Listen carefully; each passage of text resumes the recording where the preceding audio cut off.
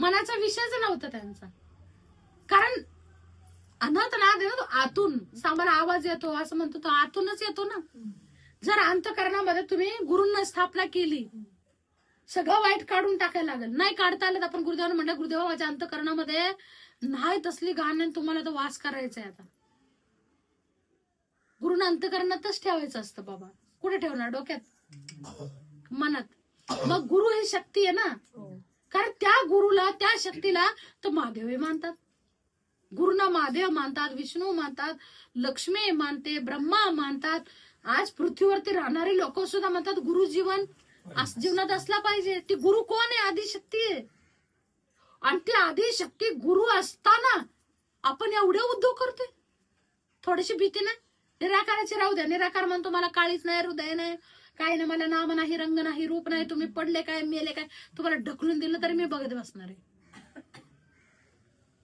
मग तुम्ही साकाराकडे जा ना. साकारला हृदय आहे, साकाराला मन आहे. म्हणून साकार जपायला सांगितलं 12 वाद्य. काय सांगितले? साकार जपा ना. निराकार जपता का बघू बरं. तुम्ही बसून राहा.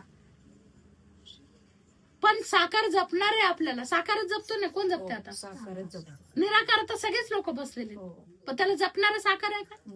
नाही. बरं सगुण जपतो का? तर नाही. सगुणात तर वाढणं चालू आहे. तर साकाराकडे गेलं पाहिजे.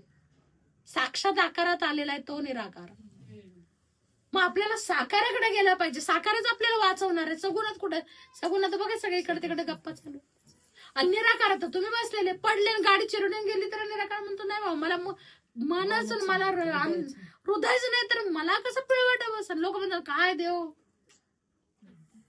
ते म्हणजे ही सगळी माझी माया आहे. आधी माया शक्ती. मायामुळे आपण सगळे अडकलेले. ही सगळी सगळी सगळी माया. काही लोक मोहात अडकलेले आहेत, मुलाबाळांच्याच काळजीमध्ये. काही लोक 2 रुपयाचे 4 करायचं, 2 रुपये 4 कधी करायचं, 2 रुपये 4 काय त्याच्यात अडकलेले. काही लोक मान सन्मान मिळवण्यासाठीच रात्रंदिवस नाराज असतात. हे नाही बोलले, ते नाही बोलले, सगळं राडाचा राडा. माया काय तर योग मायामुळं सगळे अडकलेले. मग या ठिकाणी कोणतंही तुकाराम महाराज, नामदेव महाराज, जनाबाई सगळे मनाने करत होते का? कोणी मनाने कुणीच नाही केलं. कारण मन काय जमेल का? टेन्शन आम्ही देतो सोडून, म्हणतो मरू दे तिकडं. पण अंतकरण गप्प बसू देत नाही. तुम्ही कशामुळे येता? मनामुळे येतं का अंतकरण आणतंय तुम्हाला? अंतकरण घेऊन येते. आणि त्याच अंतकरणामध्ये आपल्या काहीतरी पॉझिटिव्ह पण आहे, काही निगेटिव्ह पण आहे. ते निगेटिव्ह साफ करायला गुरुचं आसन आहे ते अंतकरण.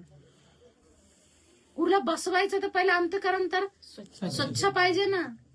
त्यावर डायरेक्ट भांडून मोकळं व्हावं.